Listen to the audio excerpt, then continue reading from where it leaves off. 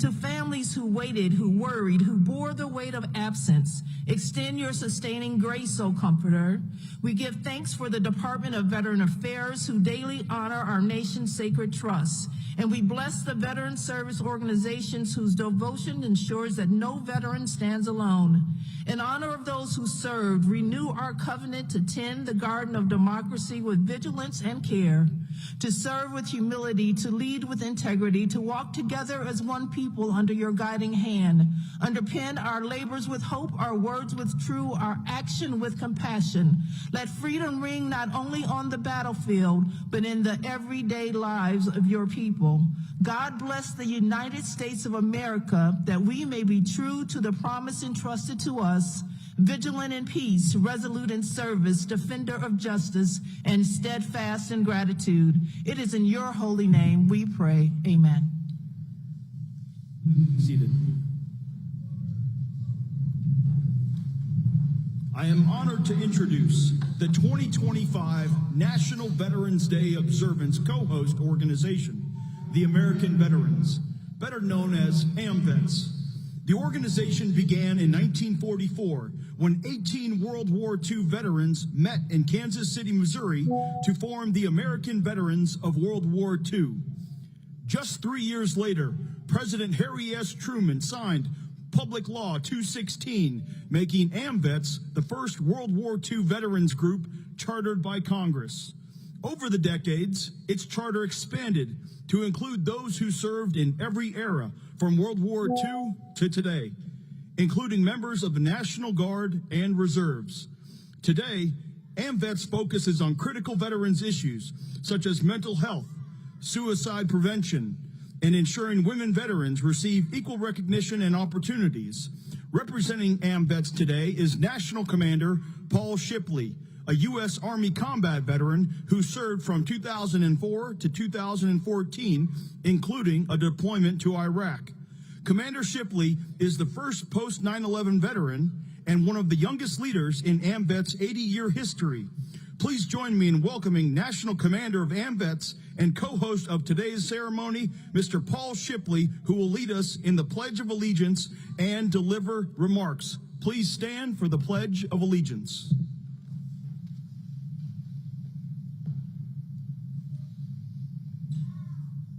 I pledge allegiance to the flag of the United States of America and to the republic for which it stands, one nation, under God, indivisible, with liberty and justice for all.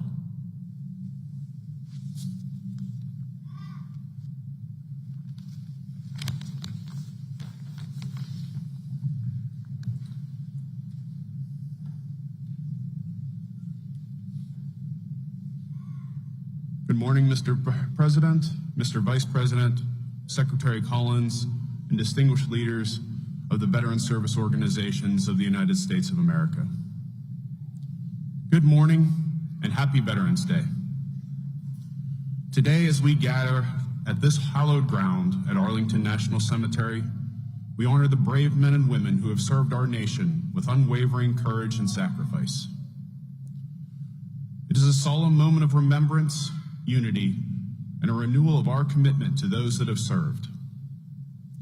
Today is also a special celebration of all who put their lives on the line for the United States of America.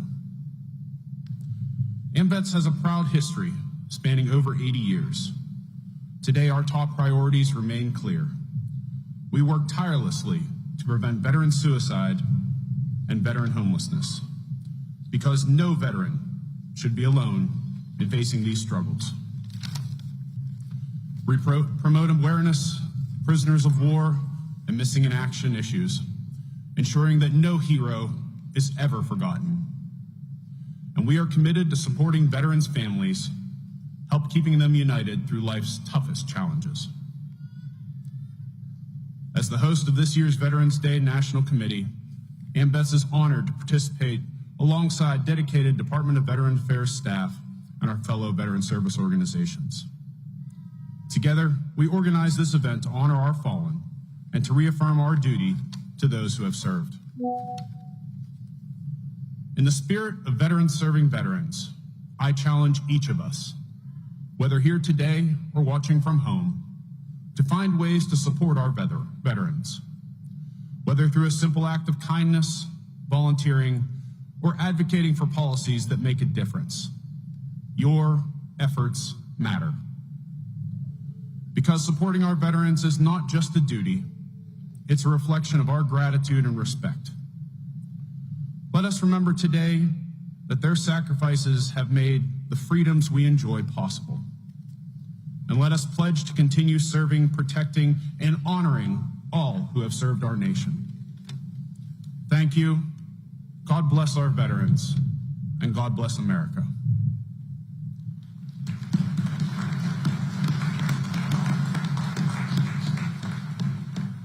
It is now my humble honor to introduce the 12th Secretary of the Department of Veterans Affairs.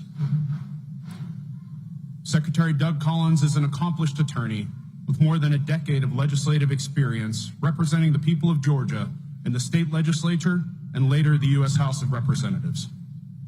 As a U.S. Air Force Reserve chaplain, Secretary Collins has ministered to our country's military since 2002. He completed a 2008 and 2009 deployment to Iraq while stationed at Balad Air Base. Collins remains a colonel in the United States Air Force Reserve, and he previously served in the U.S. Navy Reserve. Please join me in warmly welcoming VA Secretary Doug Collins.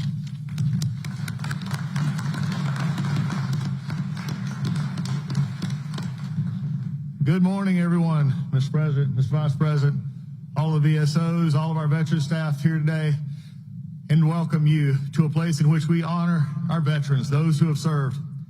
I tell you, it was an honor to be here, but it was an even bigger honor just over a year ago when President asked me to take this job. And I asked him a simple question. I said, Mr. President, what would you like me to do? And he looked at me with a simple phrase. He said, take care of our veterans.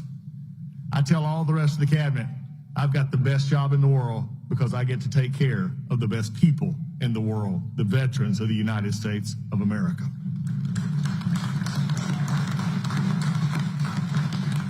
And this president is firmly committed to making sure this happens.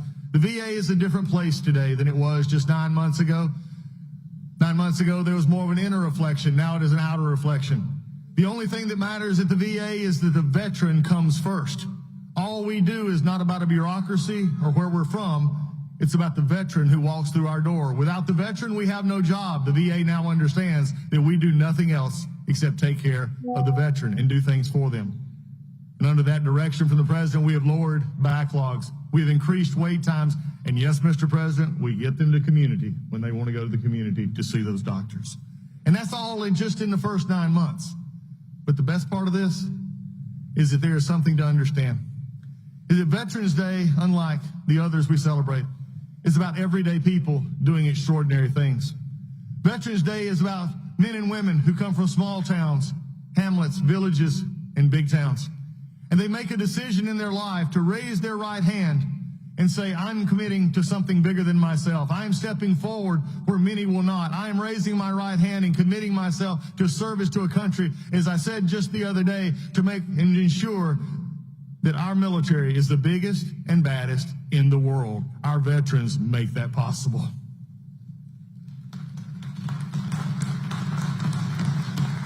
It comes from people all over, as I served with in Iraq. What I love about Veterans Day is it tells the story of a young girl. She was in her early 20s. I met her on the fields in a wind just like this in the desert of Iraq. She had showed up late, and I was on the night chaplain run, and I'd always saw everybody else, but I didn't recognize her. And I walked up to the gate, and I said, where have you been? And I said, I haven't seen you here. She said, sir, I'm a little bit late deploying with my troops. I said, well, what was the reason? And I figured, why are you coming in 3 or 4 weeks later? She said, well, sir, just about 2 months ago, I had my daughter. And I looked at her and I said, and you came anyway. I said, you could probably got a deferment of that. She said, no, sir. She said, I'd go where my troops go. I go where they go. And that for the rest of the time I was there, we shared pictures of one growing up, a little one, taking first crawls and moves and sharing it in the night sky over Iraq. That is a veteran who serves because they want to serve others. I remember an A1C who was on deployment. He came back and he said, I am now making big money. He said, I can actually help my family, and I can buy Christmas presents for those that didn't get any last year. It's about the stories of those as a young man, and just a little bit young because he's in his 80s, at one of our VA hospitals in hospice, who I walked in on him just the other day, and he was playing on a keyboard, Just a Closer Walk with Thee. Veterans Day is about veterans that were not special necessarily when they came up, but they saw a vision and a calling, and they said, I want to be a part of our armed services. So when they raised their hand, they made a choice to become one of our favorite in the world, and that is a veteran who serves this country. So as we come to this day of service, this day of happy Thanksgiving for people who are willing to serve, I would just have one word from the half of this administration, and I want everyone to hear it clearly, whether you're in the media, Congress, or anywhere else. I'm a little bit tired of people saying that veterans keep getting stuff.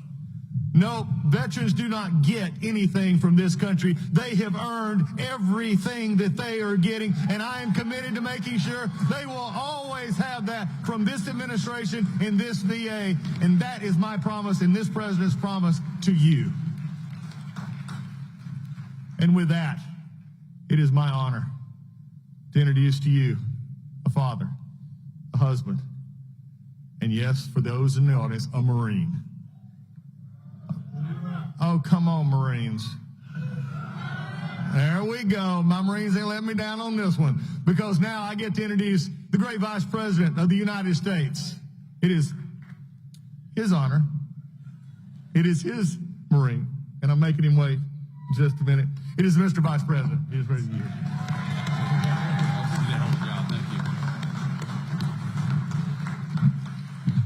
Well, thank you, Doug. You're doing a great job at the VA, and I want to say just a couple of things. I've learned a couple of things from working so closely with the President of the United States. The first thing is that he loves our nation's veterans and has committed our nation's administration to putting our veterans first every single day. And the second thing I've learned about the President of the United States is that he really hates when somebody who's speaking before him goes on for too long.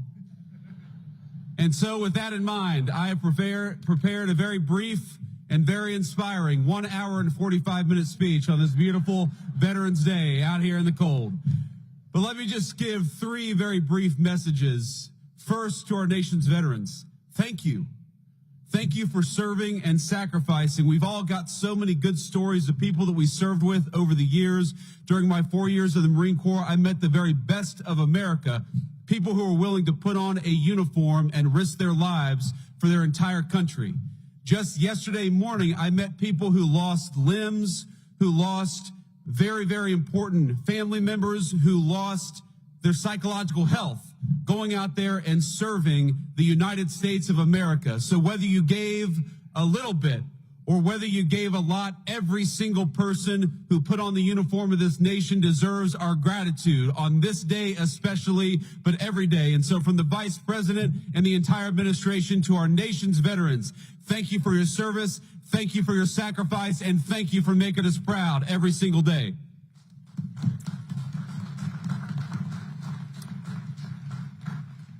The second message is to the nation's political leaders.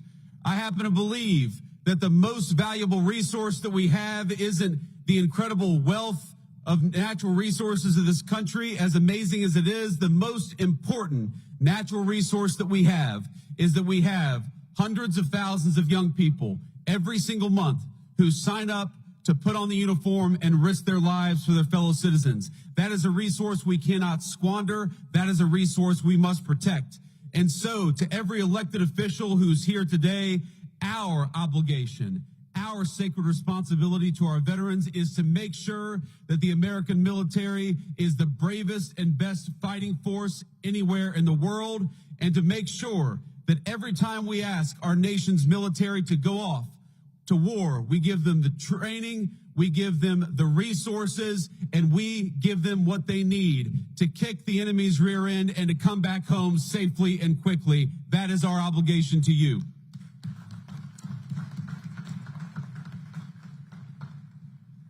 And my third and final message to the American people, I'm asked all the time how to best honor our veterans. And this day in particular gives you an opportunity, and it doesn't have to be difficult and it doesn't have to be complicated. If you find yourself at a restaurant this evening and you see somebody wearing a uniform, buy them a meal if you're able, or buy them a beer.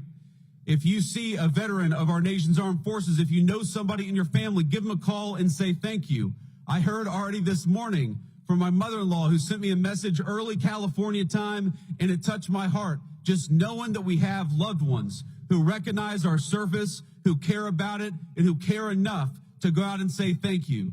So to the American people, if we want to keep on ensuring that the very best and brightest sign up for our military, the very best way to do it is to make sure that the veterans know that we are grateful to them.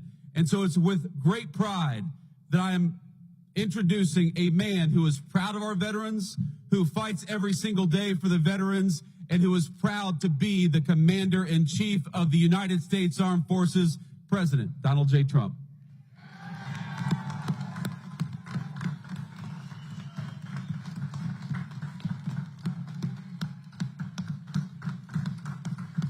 Thank you, J.D.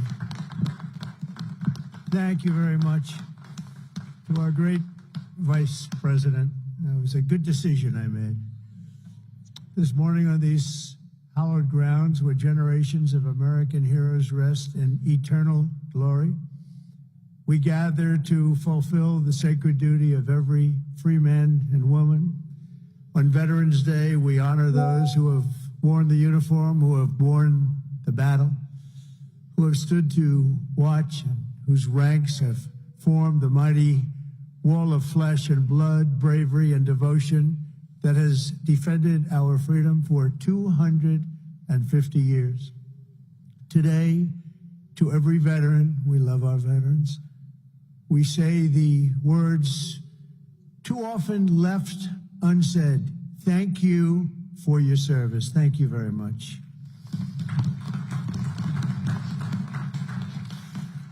And we want to also say thank you for carrying America's fate on your strong, very broad, proud shoulders. Each of you has earned the respect and the gratitude of our entire nation.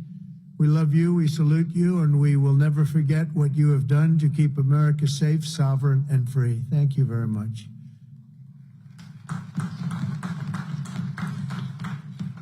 And we're also honored to be joined by a great man. He will go down as a great man someday. Speaker Mike Johnson. Speaker. Wherever you may be, Speaker. We love you, Speaker. There he is, right there. Good. Got a good location. He always gets a good location. And congratulations to you and to John and to everybody on a very big victory. We're opening up our country. Should have never been closed. Should have never been closed. I want to thank Secretary Doug Collins, who's outstanding, just done a fantastic job for the veterans. We have a 92% approval rating. We took that up from 38% from a certain previous administration that we won't mention. Also, Secretary of War, we like the sound of that better than the other. Secretary Pete Hegseth. Pete, thank you very much. Thank you, Pete. Great job. Our great Attorney General, Pam Bondi. Pam, thank you very much. Thank you. Secretary Doug Burgum. Doug, thank you. Thank you very much for being here, Doug. The #1 energy person anywhere in the world, acknowledged. I was amazed that he took the job, and he did it without hesitation. What he gave up, what Doug gave up, what all of them gave up, nobody would ever know, but Secretary Chris Wright, #1 anywhere in the world, acknowledged. And drill, baby, drill, Chris, right? Drill, baby, drill. The energy prices are way down. They're going further. Secretary Linda McMahon, education, moving education back to the states, Linda, right? Getting it back to the states where it belongs. Secretary Laurie Chavez DeReamer, thank you, Laurie, very much. Director Russ Vogt. Director, thank you. What a good job he's doing. Cutting, but fairly cutting. Director Tulsi Gabbard. Thank you, Director. Ambassador Jameson Greer, what a job he's done. We've taken in trillions of dollars in tariffs, and we want to keep it that way. It's been good for our country, I can tell you, including national security. General Dan Kane. General, thank you. He's a real general.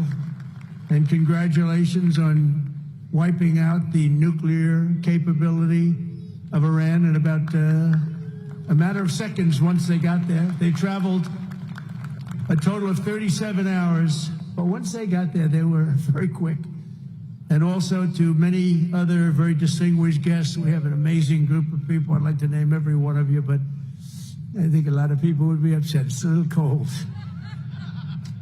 The pages of American history are filled with the tales of titans, icons, innovators, and trailblazers who built this country into the greatest, most ambitious, and most prosperous nation the world has ever seen. And we brought it to new levels. I'll tell you, we were going in the wrong direction for a period of time, but we've never been hotter than we are right now. This is the hottest country anywhere in the world. Yet every captain of industry, every pioneer of science, and every star whose brilliance has lit up the lights of Broadway all share one thing in common. They only had the chance to soar because the veterans had the courage to serve. They took care of those people. They took care of all the stars. The stars that you read about wouldn't be here without our veterans. Everything we have, everything our country has achieved has been purchased by the muscle, spine, and steel of the United States military. We owe it all to the fierce and noble men and women of the Army, the Navy, the Air Force, Space Force, Coast Guard, and the United States Marines. Here's a guy. Our service members, our own words, are the greatest possible tribute to their immortal valor. Shortly before the Battle of Bull Run, Major Sullivan Ballou of Rhode Island became a big name, didn't he? Wrote to his dear wife, Sarah. He said, "I know how great a debt we owe to those who went before us," he said. "And I'm willing, perfectly willing, darling, to lay down all my joys of this life to help maintain this government and to pay that debt." Just 1 week later, Major Ballou did just that. He gave his life to save our country. On the night before he jumped into the dark skies over Normandy on D-Day, Colonel Bull Wolverton knelt with his men in prayer. "Dear God," he said, "we ask only this, that if we die, we must die, and we as men would die without complaining, without pleading, and safe in the feeling that we have done our best for what we believed was right. We must do what is right." Colonel Wolverton, too, died for us so bravely in battle. Today we remember with overwhelming gratitude the more than 1 million American service members who have made the supreme sacrifice and laid down their lives for the good old USA. Generation after generation, America's warriors have left behind the comforts of home and family to face violence, evil, and death so that our families could know joy, goodness, and peace. We honor them so strongly. Our heroes have lived through unthinkable nightmares so we could live the American dream, and the American dream is coming back again, stronger than ever before, and you'll see that as the next few years evolve. They have volunteered to give their last breaths to all of us so that we could breathe free. And today we know without any doubt in our hearts that after 2.5 centuries, America stands tall because America's veterans stood so strong. And soon our country will be stronger than ever before. The American veteran has forged a legacy of gallantry and daring without parallel in human history. In September 2009, Army Captain William Swenson was driving through the Afghan mountains when his convoy was ambushed by over 60 Taliban insurgents. He and his comrades were pinned down for hours without artillery or air support. A fellow soldier was shot in the chest, and Captain Swenson crossed an open field to aid his brother in arms. People said, "Don't do it, Captain, don't do it." He did it. When the terrorists closed in around them and demanded their surrender, Captain Swenson threw a grenade at the enemy and rallied his men to break their advance. He then carried the wounded soldiers hundreds of yards to a rescue helicopter before charging back 3 times, back and forth into the fire to save the wounded and bring them home. Even after 7 hours of fighting, he refused to leave any man behind. Retired Lieutenant Colonel William Swenson is here with us in Arlington.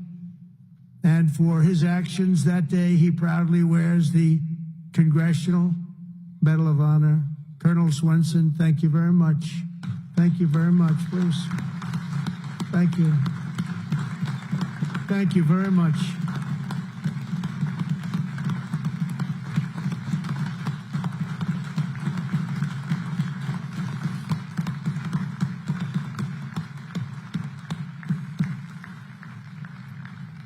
The ultimate honor. Thank you.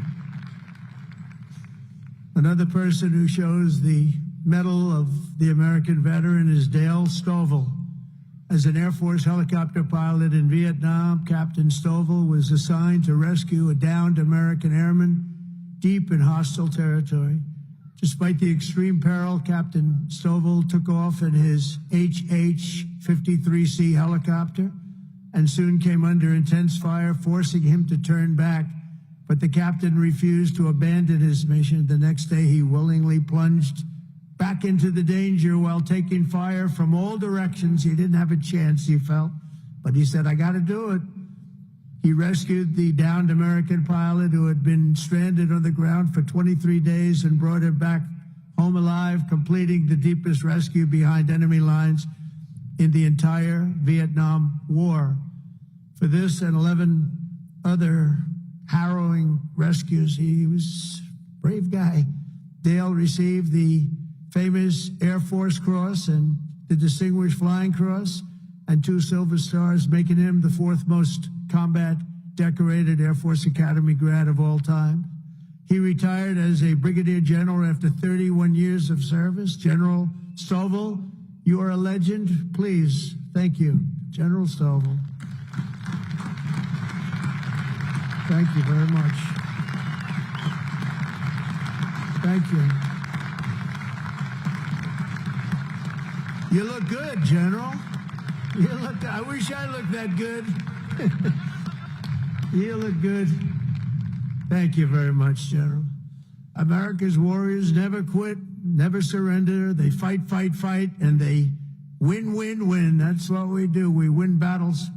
As you know, today is not only Veterans Day, but it's my proclamation that we are now going to be saying and calling Victory Day for World War I.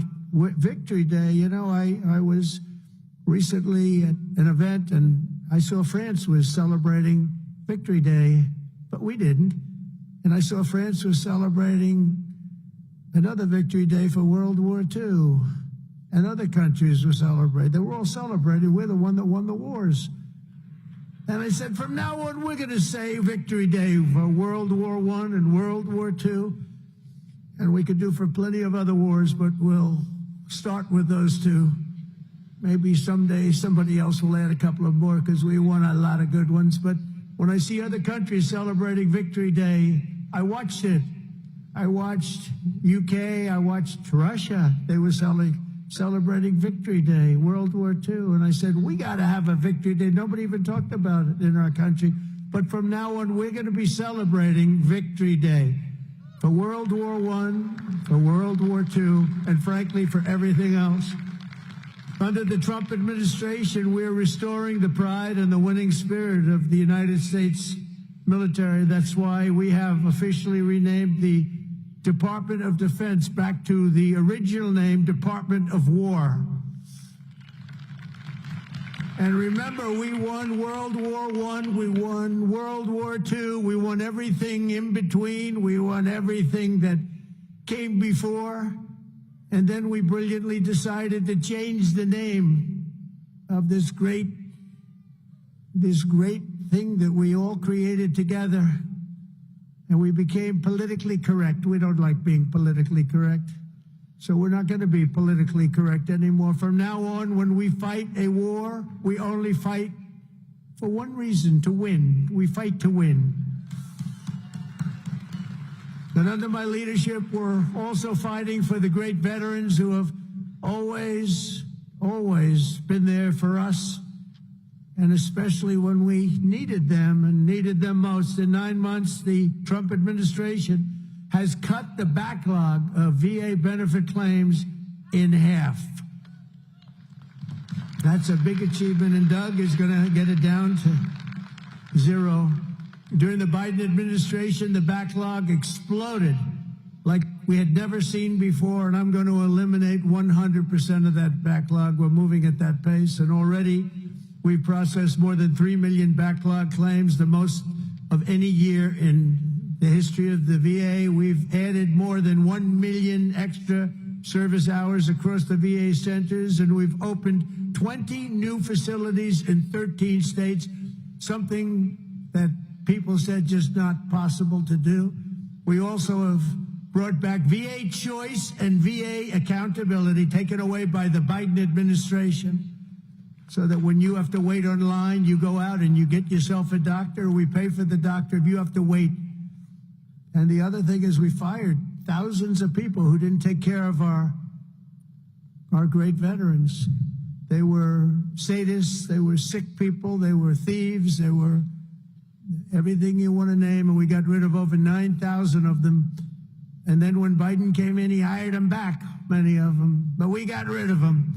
And I think we got rid of them permanently. We replaced them with people who love our veterans, not people who are sick people. We're also confronting the challenge of veterans' homelessness, and earlier this year I signed an order establishing the National Center for Warrior Independence to house up to 6,000 veterans in need, and we will not stop until we have ended the tragedy of homeless veterans once and for all. I'd see in New York where people that came into our country illegally,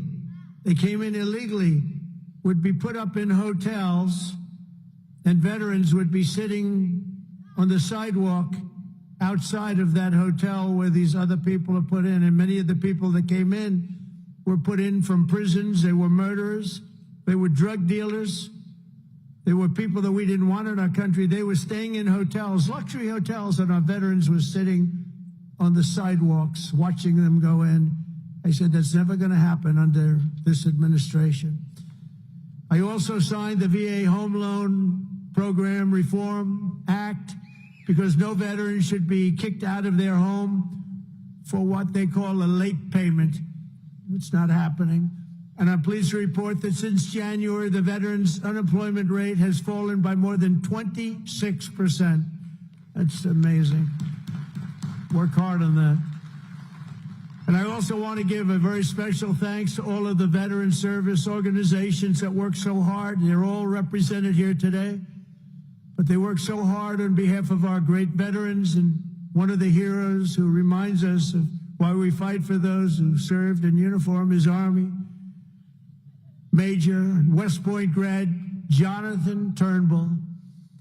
In 2019, Jonathan was conducting an operation in Syria when a suicide bomber approached and detonated his vest, leaving Jonathan gravely wounded, so badly wounded, they thought he had no chance.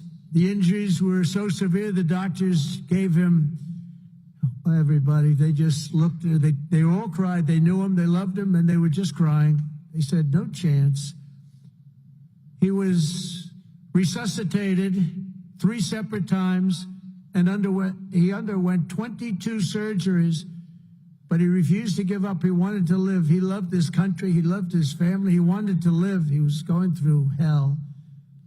I visited Jonathan at Walter Reed in 2020, remembered so well, and today I'm delighted to say that Jonathan is not only alive, he is here with us, back on his feet, and living a great life alongside his beautiful wife, Samantha, and their 3 incredible children. Jonathan, Samantha, please, God bless you. God bless you. Thank you. Where are you? There he is. There he is. Beautiful. Thank you very much.